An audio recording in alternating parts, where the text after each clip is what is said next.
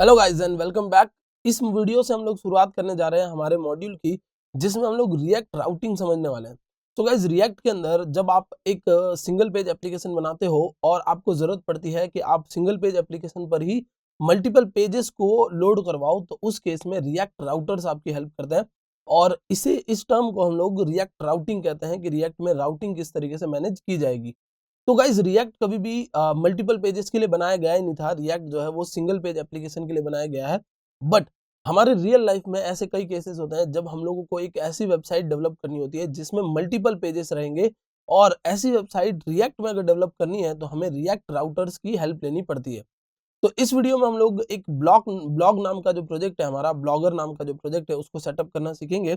और मैं आपको टेम्पलेट कन्वर्जन सिखाऊंगा कि किस तरीके से एक HTML CSS से बना हुआ टेम्पलेट, बूटस्ट्रैप से बना हुआ टेम्पलेट आप कन्वर्ट कर सकते हो पूरी तरह रिएक्ट के अंदर। देन हम लोग उस कंपोनेंट को कन्वर्ट करने के बाद उसमें राउटिंग लगाएंगे। नेक्स्ट वीडियो में मैं रिएक्ट राउटर समझाऊंगा। तो चलिए शुरू करते हैं। मैं आपको दिखा देता हूँ किस तरीके का काम हमें करना है। तो ये जो आप देख रहे हो, ये वेब पेज जो है या ये वेबसाइट जो है वो बनी हुई है रिएक्ट जैसे लोकलहोस्ट कॉलन 3000 पे चल रही है। और ये जो है वो ओरिजिनल वेबसाइट है। मैंने एक सिंपल सा टेम्पलेट उठाया है। होम पर आप क्लिक करोगे तो होम वाला पेज लोड होता है, अबाउट पर क्लिक करोगे तो अबाउट वाला पेज लोड हो रहा है, सैंपल पे क्लिक करोगे तो सैंपल का पेज, और आप इसी तरीके से कॉन्टेक्ट पे क्लिक करोगे तो कॉन्टेक्ट का पेज। तो आप देख रहे हो पूरा का पूरा पेज रिफ्रेश होकर लोड होकर आ रहा है। तो ये एक वेबसाइट है जिसमें मल्टीपल पेजेस है। उसी को मैंने कन्वर्ट करके रखा है ऑलरेडी, ताकि आप लोग समझ सको। अबाउट पे क्लिक करेंगे तो हम लोग अबाउट वाला पेज देखिए नीचे आ गया, और ऊपर जो हेडर है वो एज इट इज रह गया। ठीक है, आप कॉन्टेक्ट पर क्लिक करोगे तो नीचे कॉन्टेक्ट डिटेल्स चेंज हो गई, ऊपर जो हेडर है वो एज इट इज है, ऊपर यहाँ पर URL भी साथ साथ में चेंज हो रहा है। तो इस चीज को हम लोगों को समझना है, बट उससे पहले इस टेम्पलेट को कन्वर्ट कर लेते हैं। तो चलिए, मैंने एक ब्लॉगर नाम का प्रोजेक्ट जो है वो ऑलरेडी बना रखा है, तो इस ब्लॉगर नाम के प्रोजेक्ट को यूज करने वाले हैं हम लोग। और इस प्रोजेक्ट को मैं अपने VS कोड पर लगा देता हूँ। और फिर हम लोग क्या करेंगे, तो ये मैंने हमारे सबलाइम टेक्स्ट एडिटर में पूरी की पूरी वेबसाइट खोल रखी है जो हम लोगों को यूज करनी है, और इस वेबसाइट को हम लोगों को कन्वर्ट करना होगा। तो चलिए इसको बंद कर देता हूँ, और ये वेबसाइट है जिसको हमें कन्वर्ट करना होगा। और बाकी जो एक्स्ट्रा यहाँ पर हमारे दिख रहे हैं उनको भी सारों को बंद कर देते हैं हम। और अब चलिए, सबसे पहला जो काम आपको करना होगा वो ये करना होगा कि आपके पब्लिक वाले फोल्डर के अंदर कुछ आपको एसेट्स डालने होंगे। एसेट्स कौन कौन से डालने होंगे, तो चलिए यहाँ पर आप देख सकते हो ब्लॉग का ये प्रोजेक्ट है जिसमें CSS है, इमेजेस है, JS है, और कुछ सैस है, और वेंडर नाम का एक फोल्डर है जिसमें बूटस्ट्रैप और फॉन्ट ऑसम वगैरह पड़ा है। ठीक है, हमें इसको उठाकर एज इट इज पब्लिक वाले फोल्डर में डाल देना होगा। तो चलिए चलते हैं, और जहां पर हमारा ये फोल्डर है जिसके अंदर ये ब्लॉग वाली वेबसाइट है उस पर चलते हैं। और यहाँ से जो जो मेरे काम की चीज़ है, मेल को छोड़कर उन सभी को मैं सिलेक्ट कर लेता हूँ और कॉपी कर लेता हूँ।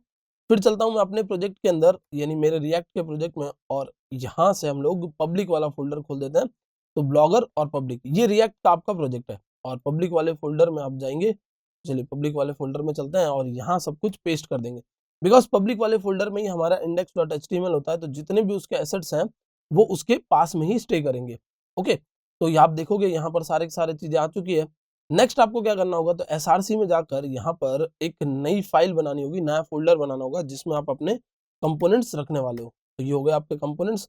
अब कंपोनेंट्स में क्या क्या कंपोनेंट्स होंगे हमारे पास, तो चलिए इधर से देख लेते हैं। ये टेम्पलेट जो है उसको देखकर आपको पता चल जाएगा कि आपको कंपोनेंट्स में नेव बार रखना होगा। ओके, देन हेडर रखना होगा आपको, और देन हेडर के बाद आपको क्या करना होगा, मेन कंटेनर जो है वो रखना होगा, और सबसे एंड में फुटर रखना होगा। ओके, तो ये सारी चीजें हमें रखनी होगी। और जो जो लिंक्स लगी हुई है वो सारी कॉपी कर लेता हूँ। देखिए ऊपर जितनी भी लिंक्स लगी हुई थी वो मैंने कॉपी कर ली। अगर आप चाहें तो टाइटल भी कॉपी कर सकते हैं यहाँ से। और चलते हैं हमारे प्रोजेक्ट वाले में, index.html का जो हमारा पेज है जो पब्लिक वाली फाइल के अंदर है, जिसमें रूट नाम का ये डिव है, जिसमें सारा का सारा, जहाँ सारा का सारा डेटा रेंडर करवाता है रिएक्ट, वहां पर लेके आना है। और यहाँ मैं नीचे पेस्ट कर देता हूँ हमारी जितनी भी CSS जो हमें चाहिए थी वो, और ये जो एक्स्ट्रा कमेंट्स वगैरह है, जो भी यहाँ प्रॉब्लम कर रहा है उसको आपको रिजॉल्व कर देना है। ठीक है, चलिए, तो ये हो गया, टाइटल आ गया यहाँ पर, और ऊपर अगर कोई टाइटल है तो उसको ये ओवरराइट कर देगा सिंपली, और ये टाइटल आ चुका है। अब ये टाइटल मैं हटा देता हूँ यहाँ से। देखिए जितनी भी चीजें वहां पर लगी हुई थी हमारे टेम्पलेट में ऊपर की तरफ, यानी कहाँ, पेज के ऊपर हेड में, वो सारी चीजें हम लेकर आ गए हैं। नेक्स्ट नीचे चलेंगे तो यहाँ कुछ स्क्रिप्ट्स भी लगी हुई है, तो ये स्क्रिप्ट्स भी लेकर चलते हैं हम लोग अभी। और सबसे नीचे आ जाते हैं हमारे index.html पर। तो ये मैंने दोनों अलग अलग टेक्स्ट एडिटर पे इसलिए खोला है ताकि आपको क्लियर रहे कि VS कोड पर हमारा चल रहा है React.js और यहाँ पर चल रहा है HTML वाला टेम्पलेट। ओके, और इधर लाकर मैं पेस्ट कर देता हूँ जो भी स्क्रिप्ट्स हैं, जो एडिशनल स्क्रिप्ट्स हैं उनको। और देखिए ये अपने आप लिंक इन्होंने बना लिया है वेंडर और बूटस्ट्रैप। तो यहाँ से ये वेंडर, बूटस्ट्रैप और CSS वाली फाइल को लिंक कर चुका है। तो यहाँ आपका काम खत्म हो गया पब्लिक वाले फोल्डर का। अब पब्लिक वाले फोल्डर में हमें वापस आने की जरूरत नहीं है। अब चलते हैं सीधा हमारे कंपोनेंट्स वाले फोल्डर में, और कंपोनेंट्स वाले फोल्डर में सबसे पहले बना लेते हैं हम अपना navbar.js, यानी navbar कंपोनेंट बना लेते हैं। ठीक है, और यहाँ पर हम लोग लिख देंगे RFC यानी रिएक्ट फंक्शनल कंपोनेंट। फिलहाल इनिशियली मैं इसको फंक्शनल कंपोनेंट ही बना रहा हूँ, बाद में अगर मुझे जरूरत पड़ती है तो मैं इसको एक क्लास बेस्ड कंपोनेंट भी बना सकता हूँ। तो जब क्लास बेस्ड कंपोनेंट बनाना होगा तो माइनर से हमें चेंजेस करने पड़ेंगे, बट इनिशियली ये क्या है, आपका एक फंक्शनल कंपोनेंट है। और यहाँ चलते हैं तो सबसे ऊपर देखिए यहाँ पर आपको नेव बार दिखेगा। ये नेव बार एज इट इज पूरा पूरा आप कॉपी कर लीजिए। ओके, और यहाँ जो भी डिव लगी हुई है उसको हटाकर यहाँ कर्ली ब्रैकेट्स के अंदर, पैरेंथेसिस के अंदर पेस्ट कर दिया मैंने। ओके, तो ये आ गया पूरा। अब आपको यहाँ क्या क्या चीजों का ध्यान रखना है, तो क्लास को कन्वर्ट कर देना है क्लास नेम में। ये मैंडेटरी नहीं है कि आप कन्वर्ट करें, बट क्योंकि हमारी आदत क्लास नेम से पड़ चुकी है तो हम लोग इसको क्लास नेम कर लेते हैं। ओके, तो जहां जहां क्लास की जरूरत थी वहां क्लास नेम हो गया। अब एक और कंपोनेंट बना लेते हैं, और जो दूसरा कंपोनेंट होगा वो होगा header.js। ओके, तो ये हो गया header.js। ये भी हम लोग इनिशियली रिएक्ट फंक्शनल कंपोनेंट ही बनाएंगे, देन अगर मुझे जरूरत पड़ेगी तो मैं चेंज कर लूंगा। और चलते हैं इधर, और इसके बाद ये जो पेज का हेडर है उसको कॉपी कर लेते हैं और पेज के हेडर को यहाँ पर पेस्ट कर देते हैं। अब जो छोटे मोटे चेंजेस है वो आपको रिएक्ट के अकॉर्डिंग करने होंगे। जैसे रिएक्ट कभी भी इस तरीके से स्टाइल नहीं लेता, रिएक्ट क्या करता है, स्टाइल लेता है ऑब्जेक्ट के फॉर्मेट में। तो आपको इधर जाकर क्या करना होगा, इसको in the form of object बनाना होगा। ठीक है, तो रिएक्ट में आपने कुछ इस टाइप से पहले भी कर रखा है, मैंने पहले भी ये चीजें बताई है कि हमने क्या किया, सिंपली यहाँ JSX के अंदर जावास्क्रिप्ट का कोड एम्बेड करने के लिए पहले एक कर्ली ब्रैकेट लगाया, और दूसरा कर्ली ब्रैकेट रिप्रेजेंट कर रहा है किसको, एक ऑब्जेक्ट को। और ऑब्जेक्ट में बैकग्राउंड नाम की हो गई, और उसकी एक वैल्यू यहाँ पर आप पास कर दीजिए।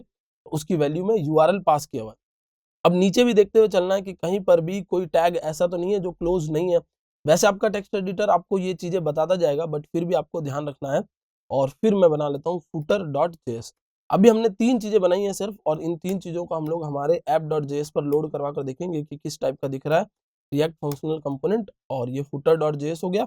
चलिए फुटर को लेके आते हैं, तो सबसे नीचे चले जाते हैं, और ये footer.js में जो भी कोड है वो लेकर मैं यहाँ से चला जाता हूँ और यहाँ पर पेस्ट कर देता हूँ मैं footer.js। ये आ गया। ओके, अब ये एंकर टैग की जो भी प्रॉब्लम्स बता रहा है उसको हम लोग बाद में रिएक्ट राउटर की मदद से रिजॉल्व कर लेंगे, बट इतना काम आपका हो जाना चाहिए जिसमें कोई भी एरर नहीं आनी चाहिए। ये जो है वो वार्निंग है, एरर नहीं है। ओके, तो हमारे फुटर, हेडर और नेव बार तीनों आ चुके हैं। चलते हैं हम लोग app.js में, और app.js में जो पहले से जितना भी कंटेंट है वो सारा हटा दीजिए, और जो लोगो इंपोर्ट वगैरह है वो सारे हटा दीजिए, इनकी जरूरत नहीं है हमको अभी। और हम यहाँ पर क्या करने वाले हैं, यहाँ पर हम लोग पहले इंपोर्ट करने वाले हैं हमारे नेव बार को। तो चलिए इंपोर्ट करते हैं, इंपोर्ट और नेव बार। नेव बार कहाँ से इंपोर्ट करना है मुझे, तो नेव बार फ्रॉम, और app.js से बाहर जाना है तो डॉट स्लैश, और फिर जाना है किसमें, कंपोनेंट वाले फोल्डर में, कंपोनेंट्स वाले फोल्डर में। फिर हमको कौन सा चाहिए, नेव बार चाहिए। ठीक है, तो आपको यहाँ से यहाँ तक इसको डायरेक्ट कर देना है कि ये इधर आ जाए, और नेव बार वाला कंपोनेंट सबसे पहला कंपोनेंट है, उसको यूज कर लेते हैं। ये हो गया आपका नेविगेशन बार। देन बात करते हैं हम लोग, तो देन जो हमारा वो कौन सा है, हेडर है। तो एड्रेस तो सेम है, तो यहाँ पर मैं लगा देता हूँ हेडर। ओके, तो header.js जो हमारी हेडर फाइल बनी हुई है, ये यानी हेडर का जो कंपोनेंट बना हुआ है वो यूज होगा इधर। और चलिए सेकंड में यहाँ पास कर देता हूँ।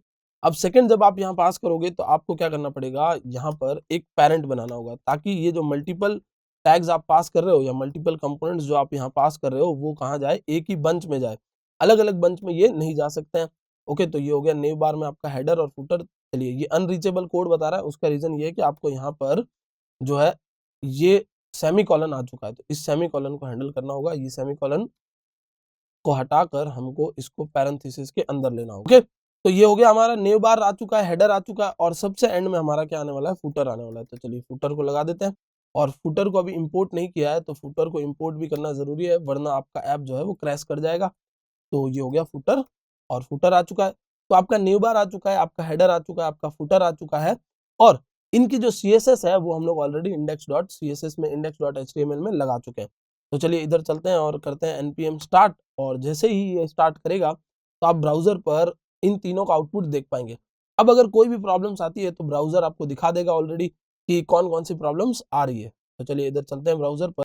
ओके, तो देखिए ये हमारा कोड आ चुका है, बट मे बी कोड में कहीं प्रॉब्लम होने की वजह से ये जो हमारा कोड है वो थोड़ा सा अनस्ट्रक्चर्ड आया है, बिकॉज जो फुटर मैंने लगाया है मे बी वो जो फुटर है वो हेडर वाले कंपोनेंट से इंपोर्ट हो रहा है। देखिए क्योंकि हमने नेम्ड एक्सपोर्ट तो लगाया नहीं, तो आप किसी भी नाम से एक्सपोर्ट कर सकते हो, बट आपको इधर चेंज करना जरूरी है। यहाँ पर जैसे हमने फुटर लगाया तो ये फुटर यहाँ पर आ गया। ठीक है, तो वेबसाइट का कॉन्टेक्ट अस वाला पेज हमने उठाया था, इसलिए कॉन्टेक्ट अस का पेज आया है। अगर आप होम पेज उठाते तो होम पेज आ जाता, बट चलिए कोई बात नहीं, हेडर में जस्ट मैं यहाँ पर जाकर चेंज कर देता हूँ और इसको मैं कर देता हूँ होम पेज। ठीक है, या फिर इसका नाम लिख देता हूँ ब्लॉगर। ठीक है, तो ये सिंपल सा मैंने कर लिया इधर। और जो भी है हमारे यहाँ पर content clean blog, blog theme by Bootstrap. ठीक है, तो चलिए इसको मैं यहाँ लिख लेता हूँ। जो भी हमारा पर्टिकुलर टेक्स्ट था वो हम लेके आ गए, और देखिए कुछ इस टाइप से आपका ये फ्रंट पेज दिख रहा है, जिसमें आपका हेडर आ चुका है और नीचे फुटर आ चुका है और ऊपर नेविगेशन बार आ चुका है। अब हमें क्या करना होगा, अब हमें मेन एक बीच का कंटेनर बनाना होगा। तो गाइस बीच का जो कंटेनर होगा वो होम पेज से हम लोग लेंगे पहली बार के लिए, और होम पेज पे जितने भी ब्लॉग्स दिख रहे हैं आपको वो बीच का कंटेनर बनने वाले हैं। तो चलिए यहाँ कंपोनेंट में चलते हैं और न्यू पर मैं क्लिक करता हूँ और एक होम डॉट जेएस बना देता हूँ, यानी जो मेरा होम पेज है उसके लिए बना रहा हूँ मैं होम डॉट जेएस। और ये भी एक फंक्शनल कंपोनेंट रखेंगे हम लोग इनिशियली। तो रिएक्ट फंक्शनल कंपोनेंट RFC और होम डॉट जेएस को हम लोग यहाँ से लेके आएंगे। तो इंडेक्स पर चलिए और इंडेक्स पर देखिए यहाँ पर लिखा होगा आपका मेन कंटेंट, जो इस वेबसाइट का मेन कंटेंट है, यानी इस पर्टिकुलर पेज का मेन कंटेंट है, वो पूरा पूरा कॉपी कर लेते हैं हम लोग और यहाँ पर पेस्ट कर देते हैं। और इस डिव के अंदर पेस्ट करना है, बिकॉज उसको रैप अप करने के लिए कोई और डिव नहीं है। और अब आप देखोगे तो यहाँ कुछ एरर्स आएगी, जैसे एक तो ये कमेंट है वो एरर क्रिएट कर रहा है। अगर आप कमेंट रखना चाहते हो तो आपको क्या करना पड़ेगा, ये जो कमेंट्स है वो रखने पड़ेंगे आपको रिएक्ट के तरीके से। तो इस तरीके से आपको कमेंट रखने पड़ेंगे जहां भी कमेंट रखना है। अब देखिए ये कुछ और एरर्स बता रहा है, जैसे यहाँ पर ये कुछ एरर बता रहा है डिव के रिगार्डिंग। तो हम लोगों को सिंपली क्या करना है, इन एरर्स को रिजॉल्व करना है। जैसे देखिए HR टैग्स जितने भी हैं वो कैसे लिखे हुए हैं, यहाँ पर कुछ इस टाइप के लिखे हुए हैं, तो इन सभी HR टैग्स को आपको क्लोज कर लेना है। तो ये प्रॉब्लम सबसे बड़ी है कि आपके टैग्स जो है वो क्लोज नहीं होंगे, तो ये इस तरीके से एरर दिखाता जाएगा। अब देखिए सारे के सारे टैग्स मैंने क्लोज कर लिए हैं, जितने भी HR टैग्स थे, क्योंकि मैंने इस थीम को ऑलरेडी एक बार कन्वर्ट किया हुआ है, तो मुझे एक्जैक्टली आइडिया है कि यहाँ कितने HR टैग्स हैं। मैंने सबको क्लोज कर लिया है। जब आप इस पे काम करोगे तो ये आपको एरर दिखाता जाएगा कौन सी लाइन पर है, और हर बार आपको उस एरर को रिजॉल्व कर लेना है, अगर आप खुद से एक बार में सारे नहीं कर पाते हो। तो चलिए हेडर के बाद मुझे इंक्लूड करवाना होगा क्या, मेरा होम पेज। तो हेडर तो आ ही रहा है, मैं साथ साथ में होम पेज को भी इंक्लूड कर लेता हूँ। ओके, यानी इंपोर्ट कर लेता हूँ और हेडर के जस्ट बाद में होम पेज को लगा देता हूँ इधर। तो ये हो गया मेरा होम पेज। और अब चलते हैं वापस हमारे ब्लॉग पर। तो देखिए कुछ इस टाइप का ये दिख रहा है। अब ये जो पीछे पीछे आपको जो ये दिख रही है फोटो, उस फोटो को भी मैं चेंज कर लेता हूँ, देख लेता हूँ इंडेक्स के हेडर पर क्या लगा हुआ है। तो ये लगा हुआ है होम बीजी।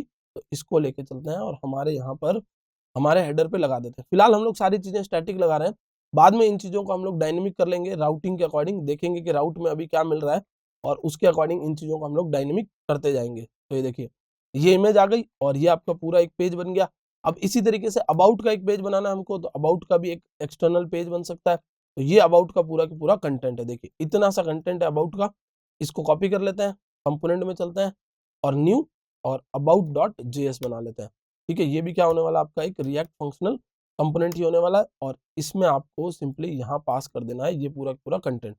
ओके, तो ये मैं कंटेंट पास कर देता हूँ, और बाहर आपको रैप अप करने के लिए एक डिव रखनी होगी, या फिर कुछ इस टाइप से आपको एक स्ट्रक्चर बनाना होगा ताकि ये एरर्स शो ना करे। बट एरर्स तो अभी भी शो करेगा, बिकॉज HR टैग क्लोज नहीं था। ओके, तो देखिए आपका ये अबाउट वाला पेज बन के रेडी है।